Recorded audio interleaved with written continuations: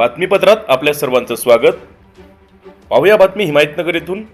हिमायतनगर येथील भारतीय स्टेट बँकेचे एटीएम बऱ्याच दिवसापासून बंद। रमजान महिना तसेच यात्रा महोत्सव काळात एटीएम बंद असल्यामुळे नागरिकांचे हाल। हिमायतनगर येथील भारतीय स्टेट बँक ऑफ इंडियाचे एटीएम मागील काही दिवसापासून बंद असल्यामुळे हजारो खातेदार एटीएम सेवेपासून वंचित आहेत। मागील कित्येक दिवसापासून बंद असलेली एटीएम सेवा सुरू न झाल्याने खातेदारांमध्ये संताप व्यक्त होत आहे। कारण रमजान महिना तसेच परमेश्वर मंदिर देवस्थान यात्रा महोत्सव सुरू असल्यामुळे मोठ्या प्रमाणात नागरिकांना पैशाची आवश्यकता असते। भारतीय स्टेट बँकेची एटीएम सेवा ऐन सण महोत्सवाच्या काळात बंद असल्यामुळे खातेदारांच्या माध्यमातून नाराजीचा सूर पाहायला मिळत आहे। हिमायतनगर शहराची मोठी बाजारपेठ आहे।